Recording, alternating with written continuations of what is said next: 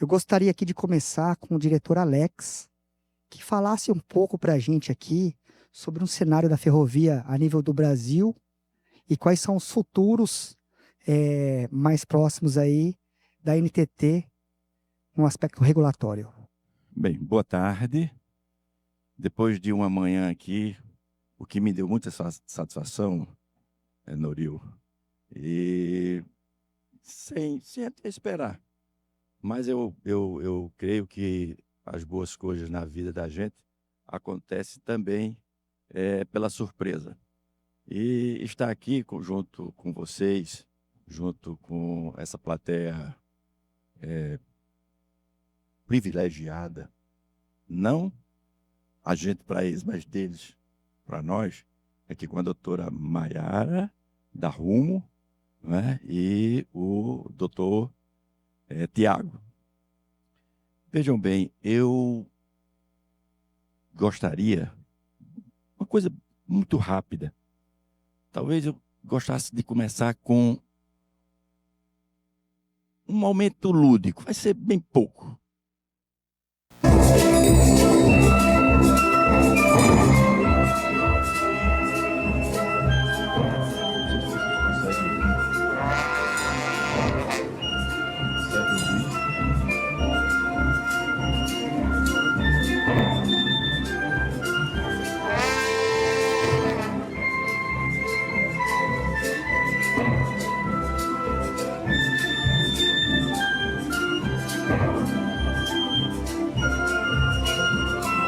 Olha, isso nada mais é do que uma composição de Vila Lobos, Trenzinho Caipira, de 1930. Isso reforçava duas coisas. O nacionalismo reforçava a força do nacionalismo brasileiro na melodia de Vila Lobos. Depois, reforçava a importância que o trem tinha no final do século XIX até início do século XX, quando nós tínhamos um café extremamente pungente. Já falei isso hoje aqui pela manhã, Tiago. E isso era muito em função da força do capital baseada no café. Então era a raiz dos trilhos. Mas essa raiz, ela era meio que solta. Várias bitolas, grandes investimentos, né? Você conectava a porteira da sua fazenda aos principais trechos ferroviários daquela época, né? Mas com bitolas diferentes, bitolas, 4 ou 5 modelos de bitolas. Isso veio até todo esse investimento, toda essa pujança, veio até o início do século XXI, que foi quando, por falta de planejamento, o nosso café, Noril, ele boiou, para usar aqui uma palavra mais singela, no mercado mundial. E aí veio a derrocada do café. Com a derrocada do café, veio também a derrocada dos investimentos em ferrovias. E aí, bem, ficamos naquela, né? As ferrovias foram ficando abandonadas, novas ferrovias não foram sendo implementadas, não havia uma estrutura do Estado, né? O Estado até teve que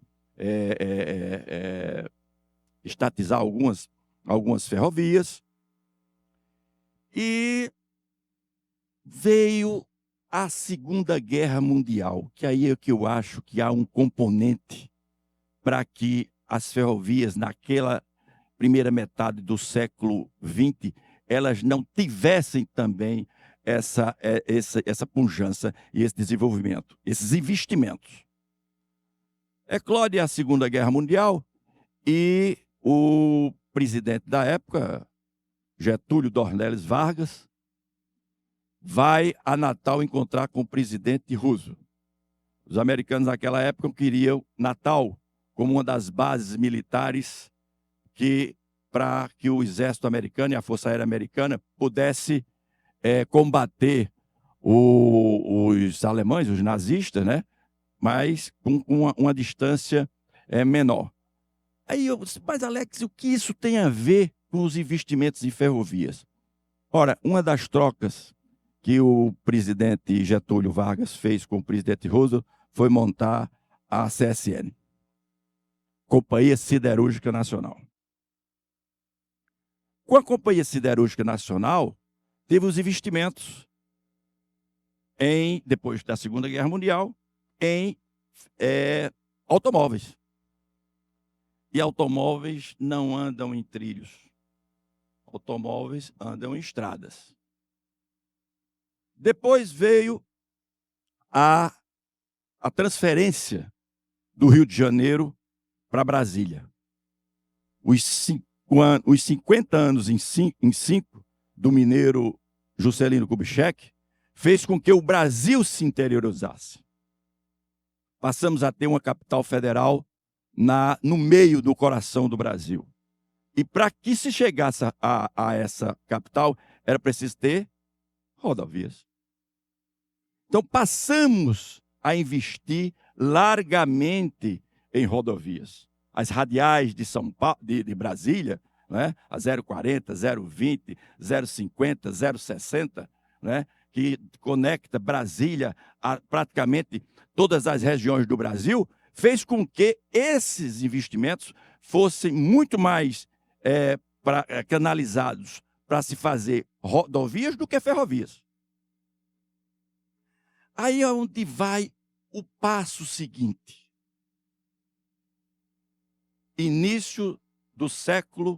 Final do século XX, início do século XXI. O boom do agronegócio. Novamente nós tivemos a nova fronteira agrícola. A fronteira agrícola que estava São Paulo, Paraná, Santa Catarina, Rio Grande do Sul, Minas com minério e um pouco de agropecuária, mas nós tivemos toda essa nova fronteira agrícola. E essa nova fronteira agrícola, num país de dimensões continentais como o nosso, exige um novo modal. Esse modal não é barato. Investir em ferrovias é muito caro. Está aqui uma das diretoras da Rumo, ela sabe o quanto custa investir em ferrovias. Mas investir em ferrovias num país como o nosso é fundamental. Nós precisamos tirar os caminhões das estradas, com a diminuição de CO2, com o aumento da produtividade que existe em um trem. Então, estamos vivenciando essa nova fase. É uma fase que ainda me agrada? Não. Porque nós continuamos, e me perdoe os nossos concessionários, nós ainda estamos tratando as ferrovias como feudos. Mas é um momento necessário. Ainda é um momento necessário, porque as rodovias são caras.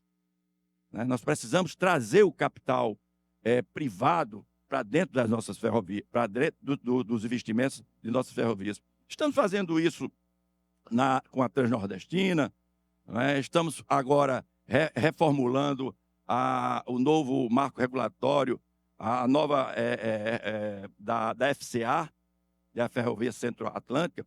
Só para que vocês tenham uma ideia, eu vou fazer um parênteses aqui. Você sabe quantos quilômetros de trilho foram devolvidos só na Transnordestina, na velha Transnordestina? 3.000 quilômetros. Mais 3.000 quilômetros estão sendo devolvidos agora com a FCA, que é a Ferrovia Centro-Atlântica. Passou em 9 estados. Nós temos que dar uma definição para isso. Né? Agora, no Rio Grande do Sul, com a Rumo, e Maiara. Então, nós também estamos em fase, inclusive, essa relatoria está lá na nossa diretoria. Então, tudo isso é uma visão de futuro. Mas a visão de futuro qual é? É ter interoperabilidade. É a conexão entre todas as nossas malhas ferroviárias. É você conectar a Transnordestina, é você conectar a Ferrovia Norte-Sul, que é a nossa espinha dorsal, é você conectar o eixo Fico-Fiol, é você conectar a malha do Sudeste, a malha Sul, a malha Oeste. Então, quando atingirmos isso, aí sim, nós teremos uma malha eficiente e que vai ligar a praticamente todos os portos do país. Não existe portos sem malha ferroviária eficiente.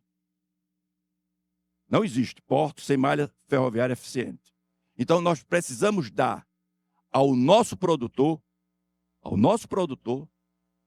opções, tanto do Arco Norte, como o Porto de Santana, pouco falado lá em Macapá, mas que terá uma importância fundamental quando o petróleo da bacia do Amazonas estiver sendo explorado. Olhos para o Porto de Santana, em Macapá. O Porto de Vilas do Conde, no Pará, em Belém. O Porto de Itaqui, com suas ferrovias, em São Luís, no Maranhão. O Porto de Pecém, no Ceará. O Porto de Suape, em Pernambuco. O futuro Porto de Ilhéus, conectando todo o corredor Fico-Fiol. E os portos de Vitória, os portos de Santos, que é o maior, mas vai chegar um momento, e aí eu digo a vocês, vai chegar um momento, e aí dito por um dos diretores, me permita, do próprio Porto dos Santos, porque por mais investimento que se faça no porto, vai chegar uma hora que o porto não vai tolerar mais. Então nós precisamos ter opções. E opções também, aí digo a vocês, opções fundamental. Essa é fundamental. Eu estive em Xangai, no Peru, para conhecer o porto de Xangai, no início desse ano, já para a gente tentar estudar e a Infreciar, que é uma empresa estatal, todos conhecem, ligada ao Ministério dos Transportes, tem já um acordo com a China Highway para fazer estudos da viabilidade econômica e estrutural do porto, ligando o corredor Fico-Fiol até o porto de Xangai. E também temos a opção da Bioceânica, aqui no Paraná, pegando a Ferroeste e saindo pelo Pacífico. Só para que vocês tenham uma ideia, um navio gasta 45 dias do porto de Santos até o Oriente, até a China. 45 dias. Saindo pelo Pacífico, 22 dias. Então, isso é uma economia fundamental para todos aqueles que produzem, tanto aqui, principalmente, essa produção do Centro-Oeste brasileiro. Então, as primeiras palavras que eu diria são essas, né? Em termos gerais. Tínhamos uma ferrovia que, meio que ali da época do café, os investimentos cessaram, voltamos agora com os investimentos, mas ainda precisamos avançar muito.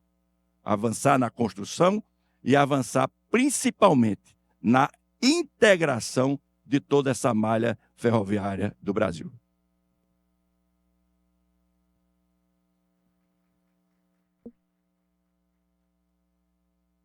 Muito obrigado pela aula, diretor Alex. Eu gostaria de passar aqui para a Maiara, falar um pouco mais sobre as ferrovias operadas pela Rumo em todo o Brasil e também aqui no estado do Mato Grosso.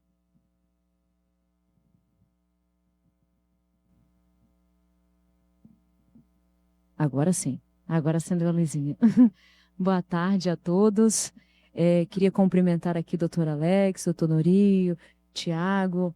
É um prazer estar aqui com vocês hoje, nesse seminário tão bem articulado, com tantas empresas, com tantas pessoas de outros governos também, para ouvir a gente. Eu estava comentando ali fora agora há pouco, eu falei, o Mato Grosso saiu à frente, né? Quando se fala de desafios ferroviários para o futuro, com a autorização que a empresa que eu trabalho, né, a Rumo Logística, tem aqui, e eu vou falar um pouquinho disso, né? Deixa eu passar. Pega o passador, né? Obrigada. Vou falar aqui um pouquinho para vocês dos nossos planos, o que que a gente... Eu aponto para onde? Para você? Beleza.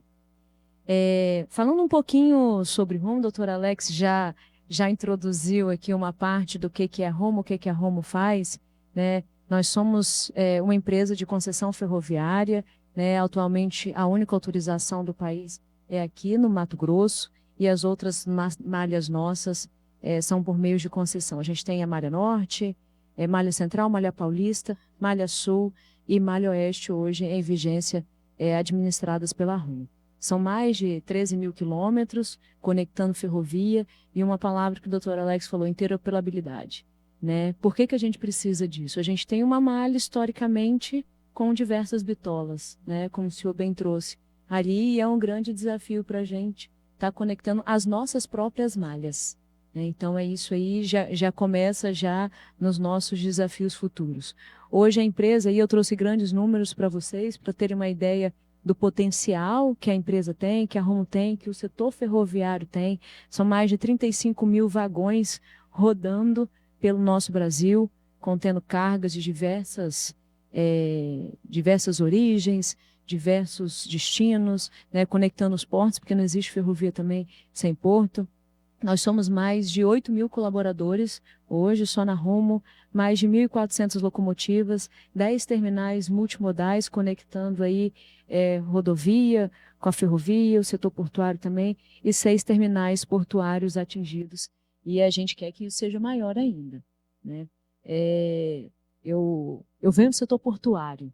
Eu trabalhei 12 anos no setor portuário, trabalhei com o Rogério Menescal, que está aqui com a gente, e é uma satisfação muito grande estar aqui hoje falando de ferrovia, porque toda vez que a gente, lá no setor portuário, a gente falava assim, nossa, mas precisa crescer, precisa desenvolver, a gente precisa evoluir, qual que é a nossa visão de futuro, a gente passa pela ferrovia, né? Porque se há que chegar a carga no porto com qualidade, com eficiência, com uma logística com um custo justo, que seja por ferrovia. Porque a gente sabe as dificuldades que o nosso país tem, nós somos um país de dimensão continental, né? E você colocar essa sobrecarga toda em cima dos caminhoneiros é pesado, né? São grandes distâncias. Eu, como filha de um ex-caminhoneiro, né? Meu pai cortava, eu sou capixaba de Vila Velha, no Espírito Santo, meu pai cortava o Espírito Santo ao Belém do Pará, de caminhão, né? E ver outros caminhoneiros fazendo isso hoje ainda, sendo que a gente podia ter um investimento maior em ferrovias. A gente trabalha para isso, a gente quer essa conectividade, né? Caminhões rodando nessas conexões entre produção, entre terminais portuários, entre terminais ferroviários, mas que seja feito também com qualidade e que as grandes distâncias sejam desenvolvidas por ferrovia, né? Então, trazendo aqui um pouquinho mais, né, falando especificamente da nossa malha que está sendo construída do zero, né? Mais para frente tem um videozinho que eu vou mostrar aí para vocês, mas a gente está construindo aqui 740 quilômetros de ferrovia, com recursos próprios, numa autorização com o governo do estado do Mato Grosso, né? A gente vai ter aí, vocês imaginam que a maioria das nossas estradas ferroviárias hoje rodam aí com cerca de 30 km por hora, alguns chegam a 60. A gente está programando chegar a 80 km por hora, né? Que já traz uma eficiência e um custo logístico mais reduzido também para as nossas cargas. São 16 municípios atendidos. E quando a gente fala dessa quantidade de municípios, a gente está falando de desenvolvimento regional, interiorização, são terminais multimodais que vão ser criados ao longo dessa ferrovia, né? A gente, com muita satisfação, né, que a gente traz aqui, eu estava conversando ali com os colegas, mês que vem a gente já tem a inauguração dos nossos primeiros 162 quilômetros, né, com um terminal na BR-070, bastante estruturado e com uma garra, uma força muito grande da gente querer ver o Brasil crescer nesse sentido, né? A Rumo acredita no potencial que o Mato Grosso tem para o desenvolvimento do agronegócio, o desenvolvimento do país e suas conexões. Então, deixa eu ver aqui o próximo. Vou colocar um videozinho aqui para vocês, ele é um pouco... Eu falo que é um pouco extenso, mas faça rápido, porque as imagens são tão bonitas por onde a gente está passando, por onde a gente está construindo e desbravando. Aí a quantidade de pontes que estão sendo construídas, 22 pontes, 21 viadutos, 5 passagens em níveis, pátios a cada 25 quilômetros. Então, uma ferrovia moderna, uma ferrovia muito bem estruturada, uma ferrovia bem estudada, seu traçado. Foram estudados... Milhares de traçados foram estudados para a gente chegar nessa conformação atual. Então, foi necessário, é um grande esforço aqui da equipe de fundiário para poder entrar nessas terras, entender como é que funciona, equipe de engenharia que entra para entender terreno. Então, a gente tem aqui um orgulho muito grande de trazer isso aqui e de mostrar que, como a gente falou antes, né? O doutor Alex trouxe aqui que as nossas ferrovias são de 100 anos atrás, né? O que a gente tem de novo hoje, concreto, né? Então, eu queria mostrar um pouquinho para vocês. Ainda não é o vídeo que vai ser da inauguração, mas é o vídeo de alguns meses atrás e traz aí um pouquinho para a gente de toda a estrutura ferroviária. Vocês estão ouvindo?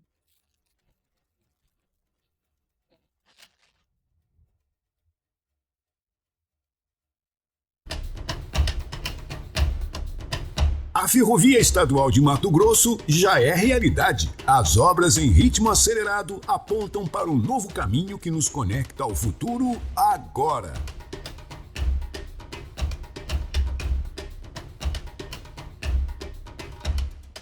Planejada com alta tecnologia, a partir de investimentos 100% privados da Rumo, a nova ferrovia vai dar mais competitividade aos agricultores do estado, o maior produtor de grãos do Brasil. A implantação pioneira, no coração de Mato Grosso, segue rigorosamente o processo de licenciamento ambiental. A primeira ferrovia estadual do país é um projeto estruturante para a infraestrutura logística e de baixo carbono.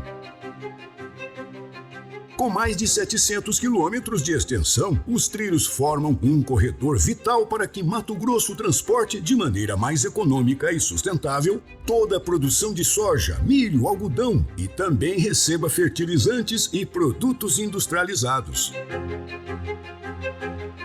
Cruzamos desafios topográficos, vales e uma topografia acidentada. Tudo para conectar a produção do estado ao mundo de um jeito mais rápido, seguro e eficiente até o Porto de Santos.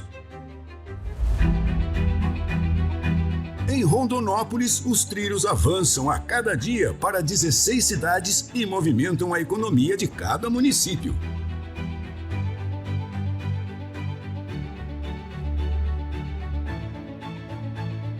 E os números da obra impressionam. Milhares de empregos diretos e indiretos estão sendo gerados. São grandes canteiros de obras que priorizam o bem-estar dos trabalhadores com foco em treinamentos, saúde e segurança de todos. Mais de 1.000 máquinas trabalham ao mesmo tempo nas obras de terraplanagem.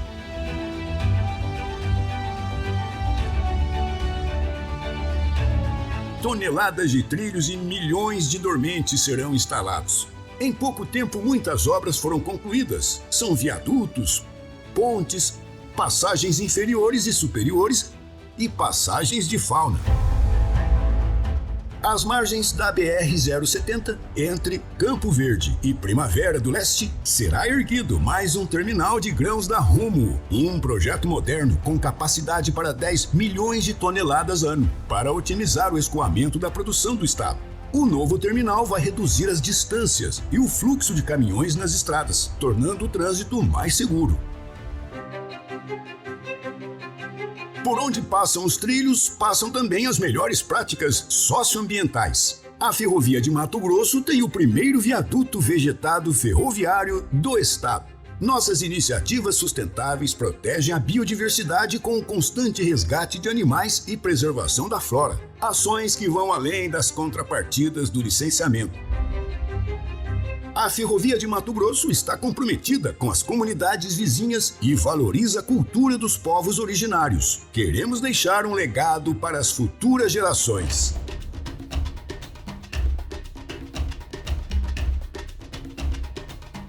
O caminho está traçado. É o corredor logístico de exportação que conecta o celeiro do mundo aos mercados internacionais pelo Porto de Santos.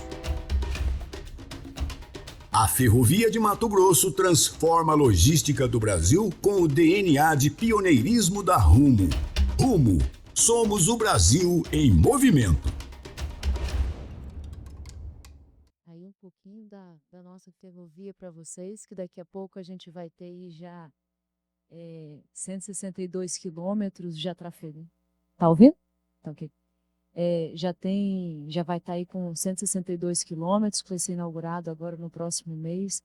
Então, e para onde vai, né, essa carga? A gente fala ali no vídeo, vai para o Porto de Santos, e como a gente falou assim, daqui a pouco investimento, mas daqui a pouco também o Porto de Santos pode estar engargalado, mas enquanto a gente ainda pode atuar nessa estrutura portuária, a Rumo está fazendo aqui junto à DPW, não sei se todos conhecem, a Deep World, e funciona lá no Porto de Santos, já tem um terminal, eles funcionam com um terminal de celulose e um terminal de containers, e essa parceria junto com a DPW a gente constrói um terminal de grãos.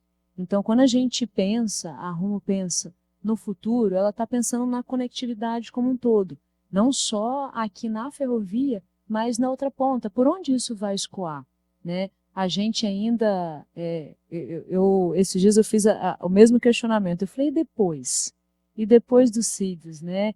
Que é esse terminal portuário, vai vir o quê?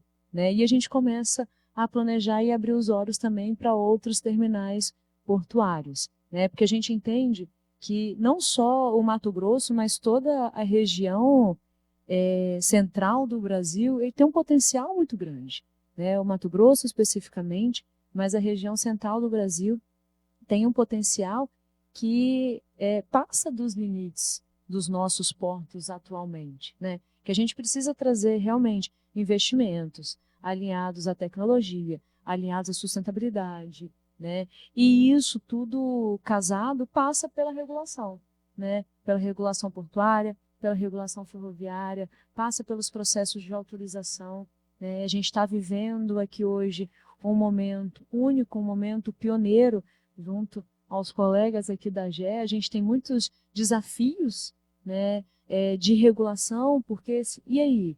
Como é que funciona? Como é que a gente vai fazer a fiscalização? Como é que é a cobrança? E a gente tem inúmeras perguntas, né? E eu entendo assim que os nossos desafios futuros não é nem tanto com a carga, não é nem tanto com o transporte em si, mas como é que a gente torna isso seguro para trazer mais investimentos, né, a nível internacional. A gente sabe que a Rumo foi investimento nacional, mas a gente sabe que a gente também depende de investimentos estrangeiros dentro da empresa. E como é que a gente traz isso, né? A gente traz isso também atrelado à segurança jurídica, segurança regulatória, segurança ambiental. Então, é uma parceria muito grande que a gente faz aqui com a AGER, com a própria NTT também, né? A gente tem conversado bastante no sentido de trazer assim, experiências boas que a gente já faz junto à NTT, que a gente já pratica, instrumentos que a gente tem de acompanhamento, né? Esses movimentos que a gente está vendo agora de ajustes na regulação ferroviária, né? Trazer isso também para o âmbito da AGER, a gente poder aplicar as melhores práticas, trazer esse modelo, que a AGER seja realmente um modelo que vai ser aplicado aí, se Deus quiser, em outros estados também, em desenvolvimento. A gente sabe, a gente tem visto de perto todo o esforço que o governo federal está fazendo para a gente trazer novas ferrovias, trazer políticas públicas também que tragam esse desenvolvimento, né? E nada melhor do que trazer segurança jurídica, segurança regulatória, para que a gente consiga efetivamente sair lá do outro lado. Então, assim, só para fechar, né, a Rumo está pensando na cadeia logística como um todo, né, não só na ferrovia, mas como no setor portuário, querendo trazer menores custos, mais eficiência na emissão de CO2, que é uma preocupação muito grande, né, a sustentabilidade, e isso tudo atrelado, a gente conecta o Mato Grosso ao mundo inteiro.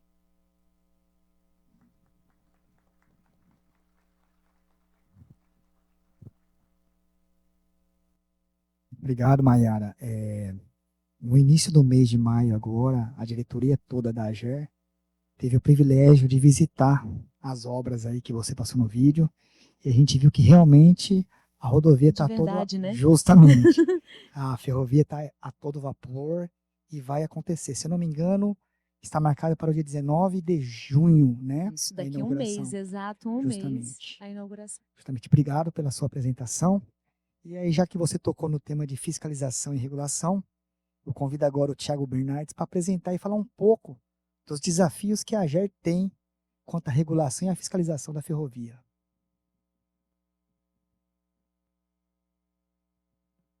Bom, boa tarde, me escutam? É um prazer estar aqui falando nesse painel sobre a expectativa do modal ferroviário, né, especificamente sobre os desafios da AGER na regulação desse novo serviço público, né.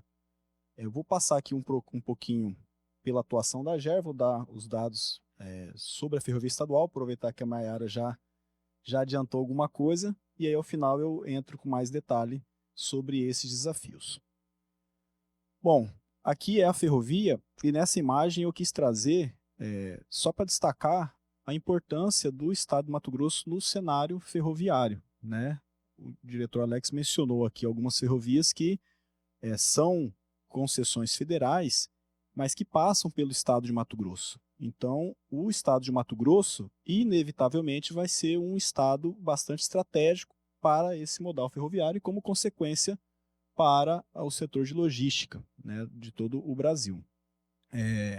Especificamente sobre a concessão do estado, um dado importante é o investimento. Não sei se a Maiara sabe, mas considerando só os contratos assinados pelo estado de Mato Grosso, esse é o maior contrato em termos de investimento. Então, ou seja, esses 12 bilhões previstos, né, ao longo de toda a concessão, se revelam como o contrato com maior vulto de investimento. São 743 quilômetros no total, são 2 trechos, né, saindo de Rondonópolis a Lucas do Rio Verde, e um outro trecho que traz até Cuiabá. Inclusive um sonho antigo, né, da classe cuiabana, da sociedade cuiabana, vou falar enquanto cuiabano aqui, que a ferrovia chegasse. Quando chegou a Ataraguaia, chegou a Rondonópolis, sempre se criou a expectativa da ferrovia chegar até Cuiabá, e esse contrato vai poder concretizar isso. Aqui tem os macros principais do cronograma, só que o cronograma eu vou destacar que hoje, como a Maiara mencionou, a gente está na fase de obras, né? Então o principal desafio da AGER hoje é justamente acompanhar o cronograma. Na verdade, a gente percebeu que talvez isso tenha sido uma facilidade, porque o desafio vai começar a hora que tiver um trecho operando e outro construindo, né? Então serão 2 frentes distintas aí que vão demandar a AGER em termos de regulação e fiscalização, né? Enquanto está só na obra, embora está tendo muitas frentes de obra, a gente ainda consegue ficar focado em um único tipo de estratégia aí, de regulação, né? É importante citar um arcabouço específico que a gente tem sobre, né, o modal ferroviário aqui no estado do Mato Grosso, para que a gente pudesse assinar esse contrato, né, o estado do Mato Grosso pactuasse esse contrato com a Rumo, que é esse contrato de adesão número 21, pactuado em 2021, teve todo um arranjo jurídico anterior, né, começando pela Lei Complementar Estadual número 685, o decreto que a regulamentou, o 881, e finalmente um acordo de cooperação técnica assinado entre a União e o estado de Mato Grosso para garantir, né, a viabilização de uma autorização estadual para um modal ferroviário, né, algo até então inovador do nosso cenário aí. Então teve toda essa articulação institucional junto à União, e aí finalmente em 2021 foi assinado o contrato de adesão, e aquele cronograma que eu mostrei, que eu vou detalhar aqui na sequência, ele foi revisado em 2022. E por que eu quero destacar isso, né? É uma obra gigante, né? Eu já estive presente em algumas fiscalizações e talvez os vídeos, o vídeo que a Maiara mostrou e as fotos que eu vou mostrar aqui não dão a verdadeira dimensão do tamanho dessa obra, né? Então é uma obra que exige uma movimentação de pessoas, de máquinas, né? E de todos os aspectos de engenharia aí bastante relevante e que enche os olhos de engenheiro, né? Eu sou engenheiro, então a gente gosta de ver obras vultuosas como essa que está sendo construída. O cronograma ele foi pactuado, foi planejado, previsto em 2022, né? Há 4 anos atrás, e ele inevitavelmente vai ter que passar por ajustes, né? A gente inclusive está nessa fase agora de conseguir adequar o cronograma à realidade do empreendimento, mas eu quis trazer aqui só para mostrar as previsões hoje, né, previstas. Então a gente tem aí um cronograma aqui com entregas parciais desde 2023 e o último trecho chegando até dezembro de 28. Por que eu destaco isso, né?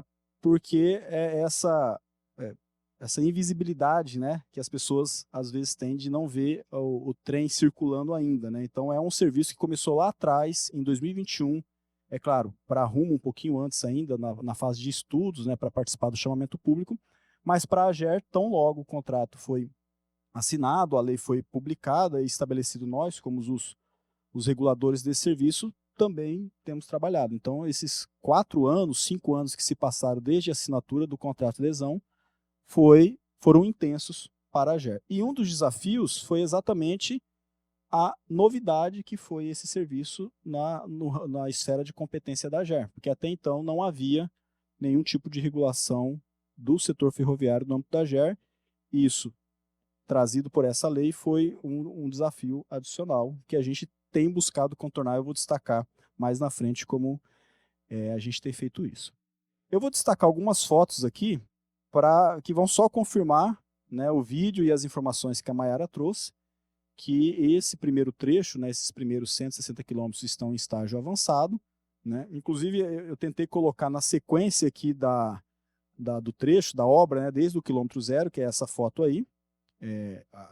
Embora tá aparecendo o trilho do lado direito, o da Ferrovia do Estado do Mato Grosso é esse do lado esquerdo, né, que já está sendo usado inclusive para suprir o próprio canteiro de obras, né? Então ele está sendo usado efetivamente usado para suprir a demanda do canteiro.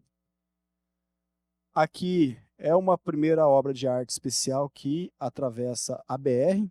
A gente talvez sejam duas que mais chamam a atenção justamente porque cruzam a BR-163, que é onde tem um fluxo, né, de pessoas bastante grande, e ali fica claro, fica visível que a obra avançou, né, porque esses 2 trechos já estão concluídos, ela está muito mais à frente, e em breve por ali estarão cruzando o trem, né, a locomotiva da Rumo.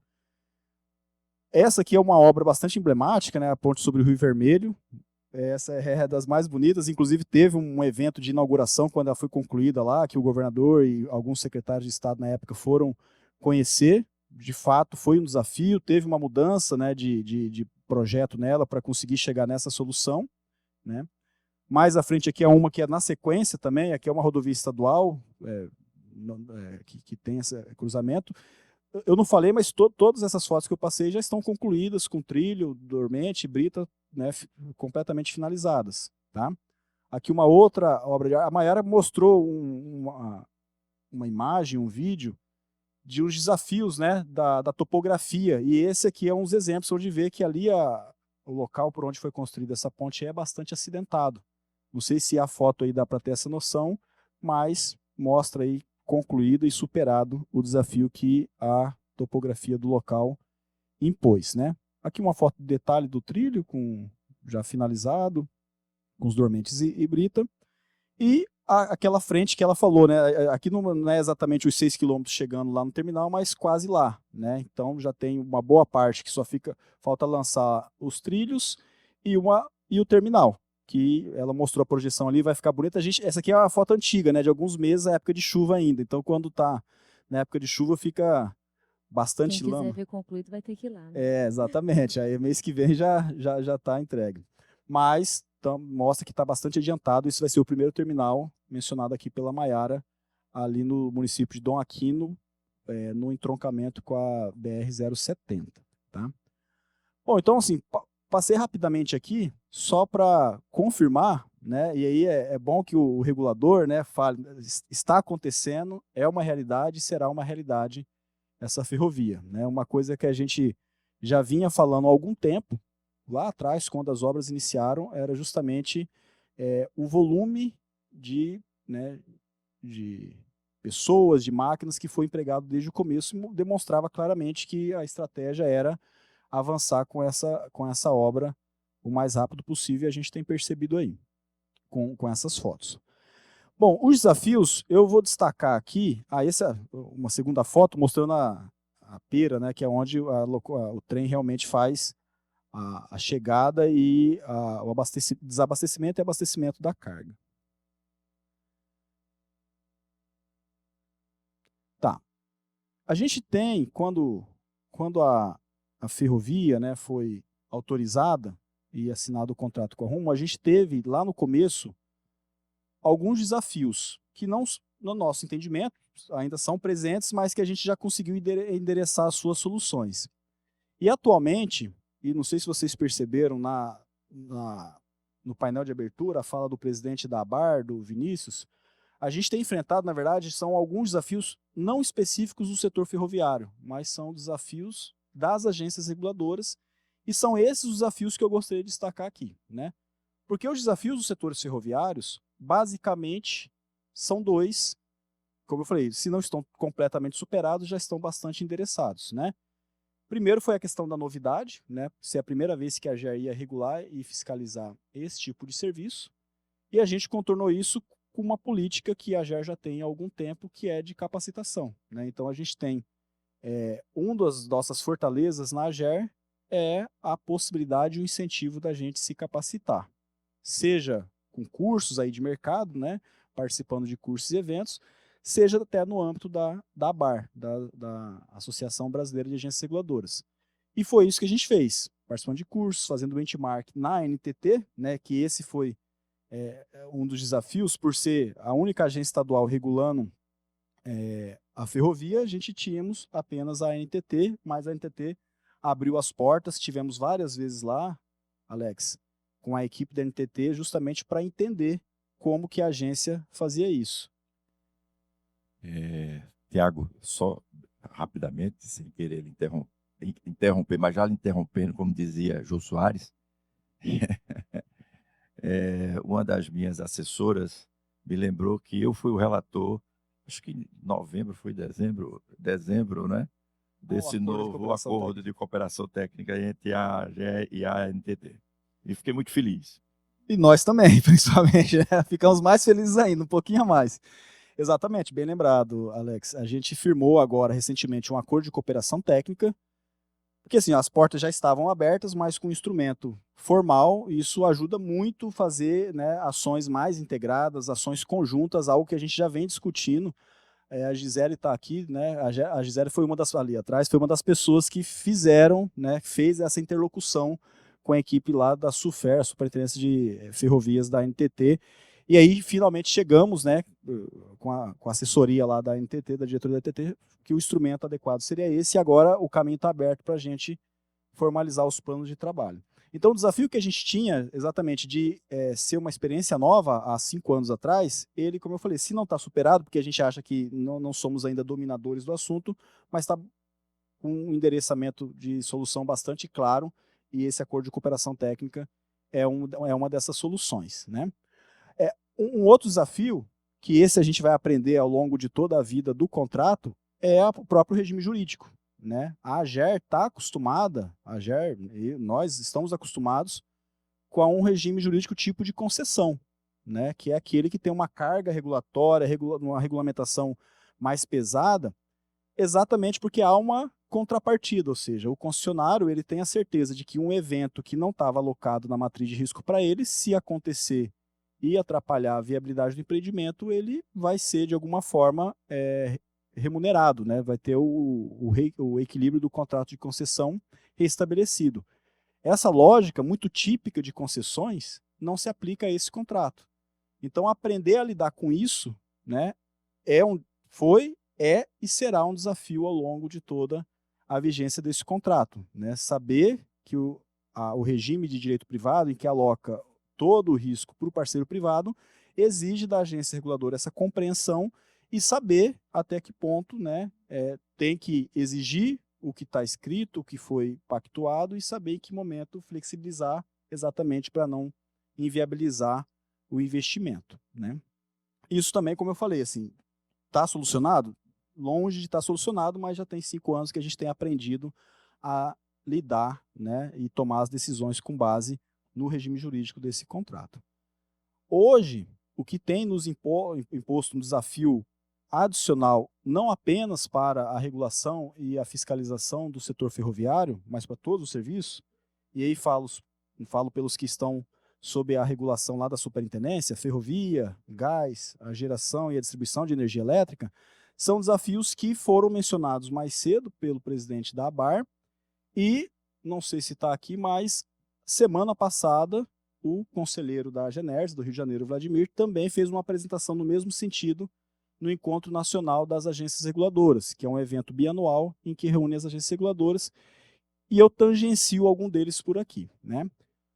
O primeiro deles que eu gostaria de destacar é a necessidade, a gente ainda tem uma necessidade de que boa parte da sociedade, e aí eu falo não sociedade apenas, né, as pessoas, os cidadãos, mas os centros de poder, né, os poderes constituídos aí, eles compreendam o papel da regulação, ou melhor, né, o papel da agência reguladora. É exigido da gente, ordinariamente, previsibilidade, segurança jurídica e transparência.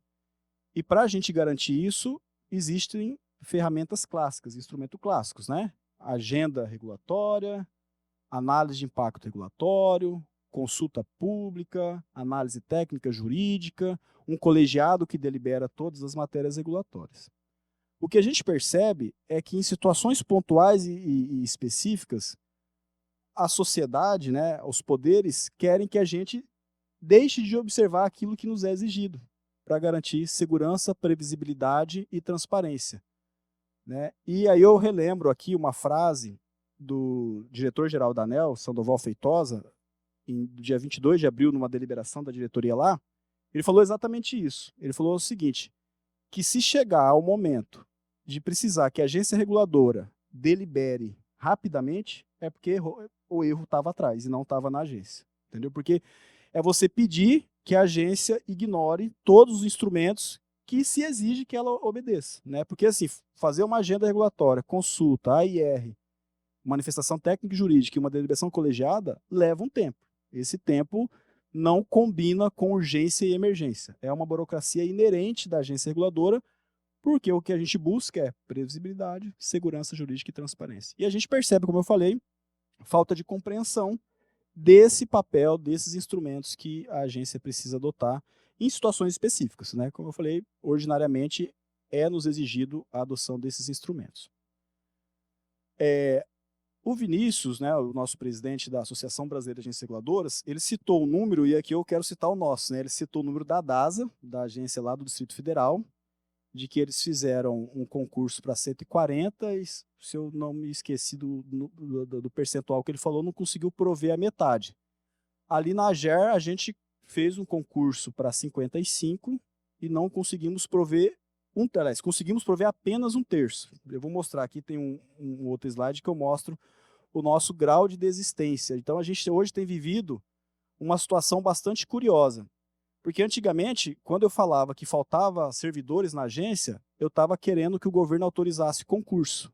O problema não é esse mais. O governo autorizou o concurso lá em 2023, a nossa diretoria fez, né, uma articulação junto à Secretaria de Planejamento, à Casa Civil e ao próprio governador, e o concurso foi autorizado, foi realizado, temos um cadastro de reserva, né, uma lista de classificados, estamos chamando, só que ou as pessoas não estão assumindo o cargo ou estão assumindo e saindo logo na sequência, né? Então isso tem preocupado bastante, né? A nossa área lá, por exemplo, mesmo, tivemos, né, dois colegas desse concurso, saíram, é claro, para outras posições e tivemos que chamar 2 novos colegas, né? Então essa rotatividade é muito ruim, né? Eu sempre falo que numa agência reguladora, para um analista regulador, e eu posso falar porque eu sou um analista regulador, né, hoje ocupando o cargo de superintendente lá na área, a gente demora bastante tempo assim para de fato conseguir andar com as próprias pernas, né? Gerar aquele intervalo de capacitação. E esse dado eu perdi. O conselheiro Vladimir apresentou isso na semana passada no Encontro Nacional das Agências Reguladoras, um estudo que eles fizeram para saber quanto tempo leva para se capacitar um servidor de uma agência reguladora. Eu estimo 1 ano. É 1 ano para realmente a gente conseguir formar um analista regulador e ele está falando assim, não, este servidor aqui está formado, né? Um outro desafio que a gente tem é questão de estrutura, né? E aqui, especificamente, eu posso falar do Mato Grosso, porque foi citado também no painel de abertura a rápida evolução da nossa política de concessões, né? Então, a gente teve ferrovia, um novo modal, estamos assumindo os novos serviços de saneamento e o principal deles, né, rodovias que aumentou de 5 para 15, vai pular para 20 e não tem fim, né? E vai só aumentar. Como programas de concessão 1, 2 e 3 lá, a cifra está animada com os programas de concessão, né? Só que a AGER, que recebe esses contratos depois, né, de fazer todo o processo de licitação por parte do poder concedente, não está conseguindo acompanhar, né, o número de concessões e novos serviços que estão sendo atribuídos para a nossa regulação. E tudo isso, né, principalmente esses 2 pontos, culminam numa necessidade de valorização da carreira, porque foi o que a gente percebeu, foi o estudo que rodou semana passada lá no Encontro Nacional das Agências Reguladoras, e o qual eu vou destacar aqui, né? Só que lá eles fizeram um outro levantamento, esse aqui foi um levantamento que nós fizemos aqui na AGER para um projeto que a gente tem junto ao governo. E esse estudo justifica exatamente a nossa dificuldade em ter quantidade de servidores. Antes de mostrar, só para vocês terem ideia, hoje nós somos 7 servidores para regular a ferrovia, o gás, a distribuidora de energia elétrica e as 300 usinas que geram energia no estado. Então, assim, é um universo muito desafiador para tão poucos analistas reguladores. Eu vou começar pelo 2 e aí volto pelo 1, né? Eu vou começar pela consequência e aí eu falo da causa, né? Então, o número que eu mencionei é esse: 62% dos servidores que foram nomeados no nosso concurso desistiram da AGER, né? Então, é um número bastante crítico e alarmante. E o motivo que a gente identificou é esse levantamento que, né, o pessoal divulgou e fez, comentou bastante na semana passada. A falta de valorização. Algumas agências têm, né, salários, aqui eu estou falando de salário inicial, né, salário inicial compatível com o mercado e consegue atrair e reter, mas o nosso caso aqui da AGER é um salário incompatível e a gente não tem conseguido atrair e reter os nossos talentos, né? Então, causa e consequência, né? O baixo salário é a causa e a desistência é a consequência. Então é por isso que a gente defende, estou aproveitando aqui o painel, né, mas como eu sou servidor de carreira, eu tenho esse direito de fazer, né, esse alerta, porque hoje é o principal desafio da AGER e das agências reguladoras, né? Não sou eu que estou falando, o Vinícius Benevides, presidente da BAR, falou mais cedo. Semana passada isso foi discutido no Encontro Nacional das Agências Reguladoras. Hoje é um problema que tem uma causa anterior, a tal da autonomia financeira das agências. Porque hoje qualquer projeto, seja para estrutura, seja para valorização, seja para qualquer mexida que se faça na agência, a gente depende de fazer um caminho em que a agência não tem autonomia, que precisa depender de um ato do Poder Executivo. Então, eram essas minhas considerações. Eu agradeço a oportunidade e fico aqui à disposição para o debate.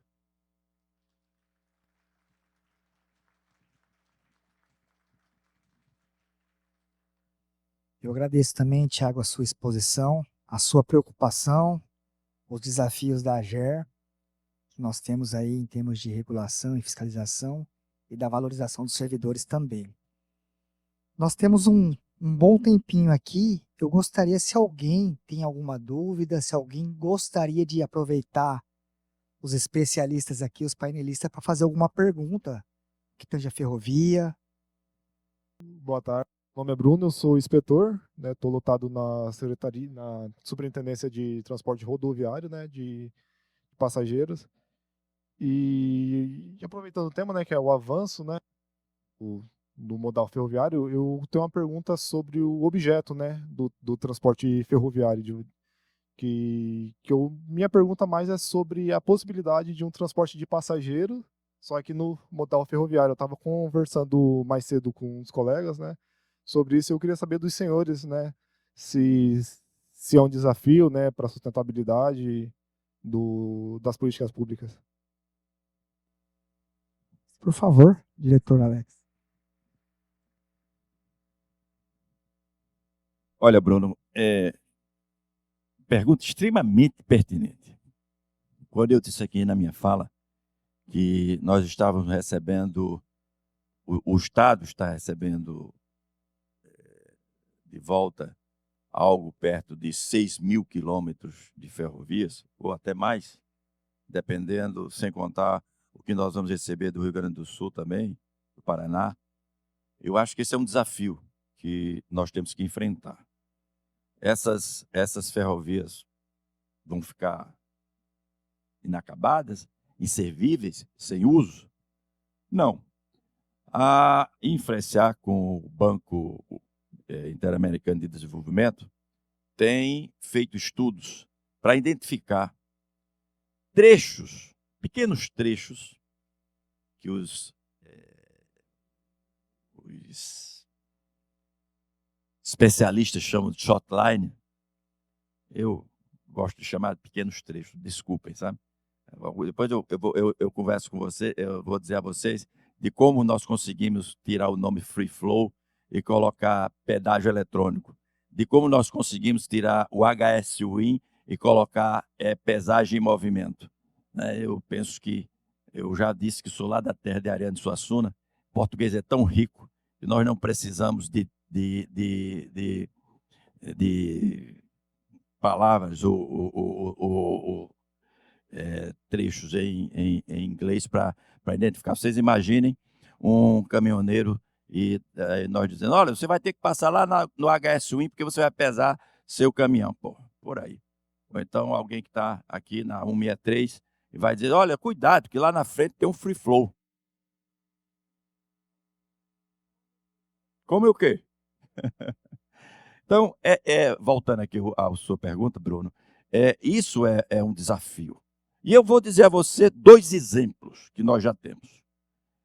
Na entrega da antiga rede ferroviária do Nordeste, a antiga Transnordestina, ela tem 2 trechos que já estão sendo usados como passageiros, estão sendo construídos. Um é em Arapiraca, porque ela passa, são, se eu não me engano, 12 quilômetros que ela passa dentro de Arapiraca, lá em Alagoas, e está sendo construído um VLT. E pela primeira vez, né, Campina Grande, que é a minha cidade, ela foi contemplada no Parque da Mobilidade em 2025, e nós estamos construindo lá 14,7 quilômetros da velha malha, também num novo VLT. Então, são esses trechos que nós temos que estudar, né? E pode ser também pequenos trechos que possam ser usados para cargas entre cidades, nessas ferrovias, nesses trechos de ferrovias que estão sendo entregues. Então, esse é um desafio, esse é um grande desafio. Não é? Assim como é um desafio o que o Mato Grosso está fazendo, o que a Rumo está fazendo, né? Dizer que esse projeto da Rumo está no Pacto da Mobilidade também, não no Pacto da Mobilidade não, mas está no PAC, né? O BNDES tem um financiamento forte nesse investimento do Mato Grosso. Por que eu digo isso? Porque eu sempre vejo o Estado como indutor de desenvolvimento. Não vamos querer que a iniciativa privada faça tudo, porque ela não vai conseguir. E ela vai conseguir fazer naqueles projetos que vai lhe dar remuneração. Isso é pecado? Mas de maneira nenhuma. Nós precisamos da iniciativa privada para o desenvolvimento. Mas eu quero dizer a vocês que, como eu disse pela manhã, dos 75.000 quilômetros de rodovias, e aí não são ferrovias, mas de rodovias, nós podemos chegar esse ano com 25.000 quilômetros consorciados. É 1/3. E os outros 2/3, quem toma conta? Nós, o Estado. Governo passado, para entrar na questão das ferrovias, entregou o trecho que vai de Salgueiro, estou falando da nova Transnordestina, do trecho de Salgueiro a Suape. Não, esse trecho é inviável economicamente. Vamos continuar com o trecho que nasce lá em Eliseu Martins, no Piauí, vai até Salgueiro e sobe para Pecém, no Ceará. Esse trecho de Salgueiro para o Porto de Suape é inviável. Mas o Porto de Suape, um dos maiores portos do Nordeste, é inviável por quê?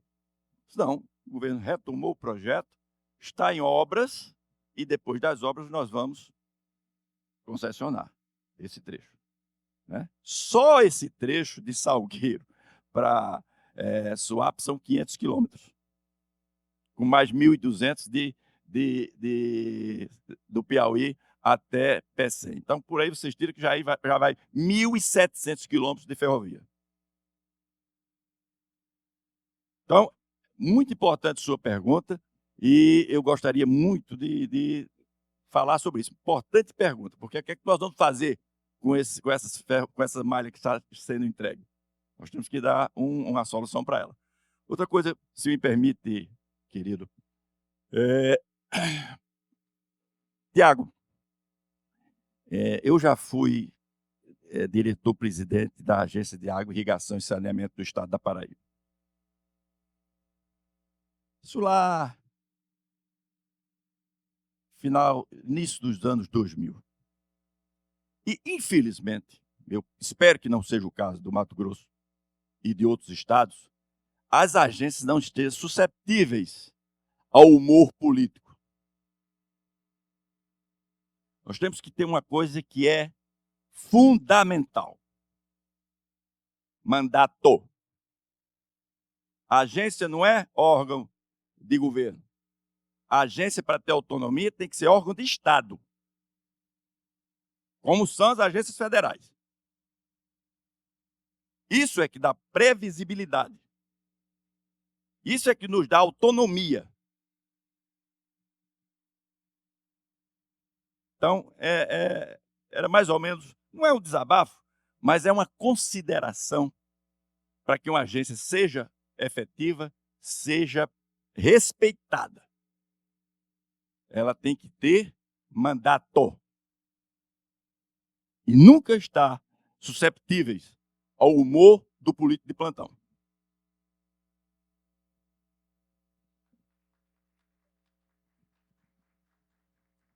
Maiara. Complementando aqui, Isso. né, o nosso contrato aqui, junto à AGER, ela prevê movimentação de carga, né, especificamente. Mas eu acho que até a fala do Dr. Alex foi extremamente pertinente, porque a gente tem um desafio muito grande, é um desafio de política pública, é um desafio de regulação, de segurança jurídica, né, o que a gente faz com os trechos que estão sendo devolvidos, né?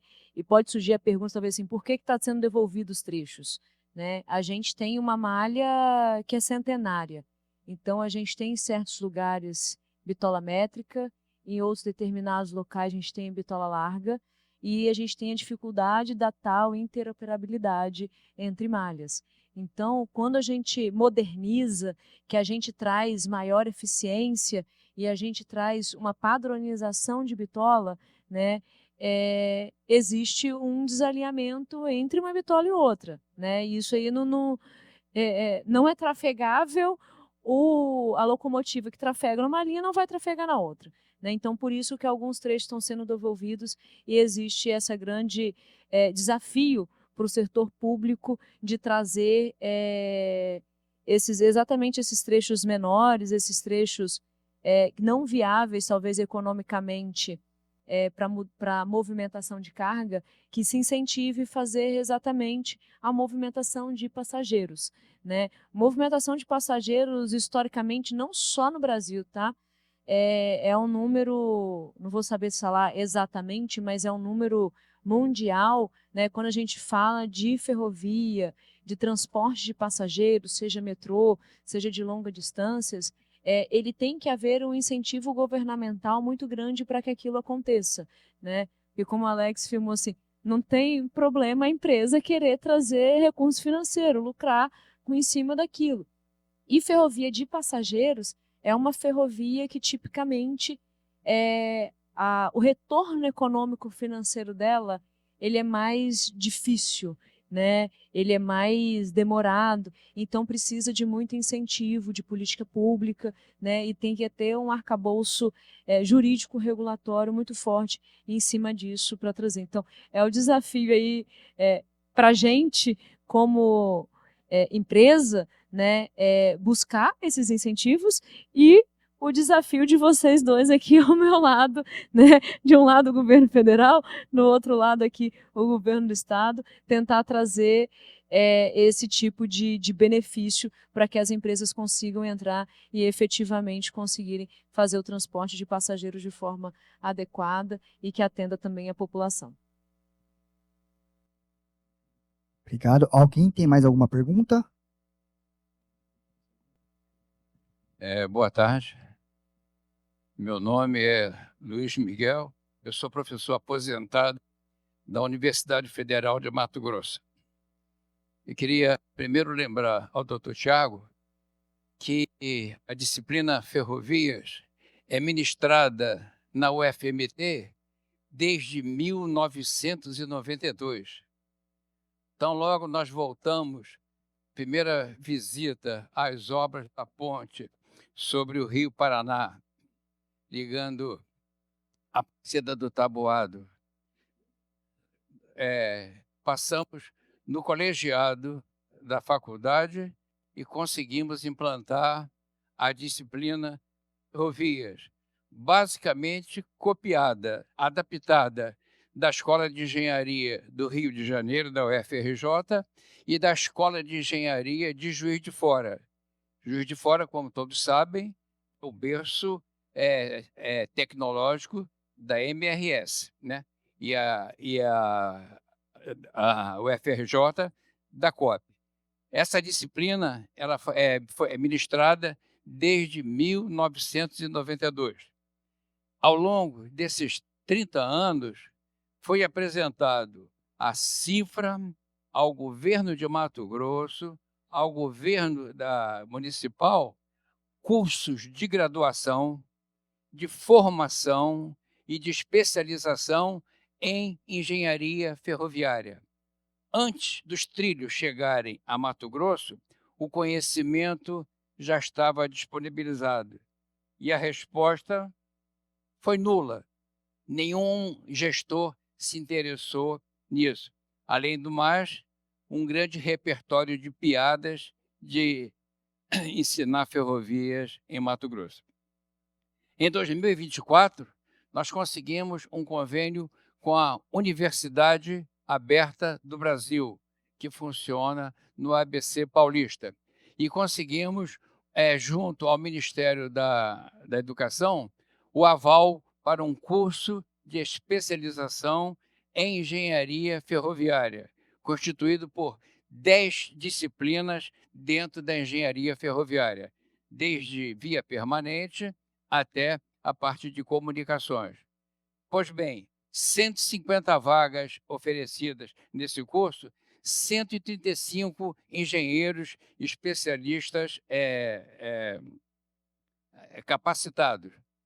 Ao que eu sei, da AGER e da CINFRA apareceram 2 ou 3 candidatos que tinham que fazer uma prova para capacitação e conseguiram a capacitação. Então, para mostrar que, se temos um problema hoje de mão de obra desinteressada ou desinformada sobre engenharia ferroviária, não é um problema da universidade, né? Esse problema está na gestão de quem trabalha com transporte em Mato Grosso. No caso do trem de passageiros, doutor Alex, trem de passageiros, ele funciona aonde você tem uma densidade populacional grande. Naturalmente que isso aí ocorre nas grandes cidades, nas regiões metropolitanas, e como frisou a doutora Maiara, é obrigação do Estado suprir esse cuidado, porque é uma questão social, psicológica e econômica. Então, é atribuição do Estado. Não há possibilidade de se pensar em trem de passageiros em regiões de baixa densidade populacional. Isso não funciona. Isso nós temos todo o escrito do trabalho da doutora Paula sobre a demolição, o desmonte das ferrovias no Brasil. E isso aí, então, eu gostaria que o senhor frisasse isso, né? Que é um problema que as pessoas perguntam, e trem de passageiro? Trem de passageiro é responsabilidade do Estado, aonde você tem que botar as pessoas para chegar aos seus trabalhos. Vale lembrar, doutor, que na China eles estão construindo as megacidades a 100 quilômetros de distância dos grandes centros, mas servidos por trem de alta velocidade. Então, trens que funcionam a 300 km por hora. Vai ver quanto paga a passagem lá. Não paga nada, porque o Estado é responsabilidade do Estado o trem de passageiro, como disse a doutora Maiara.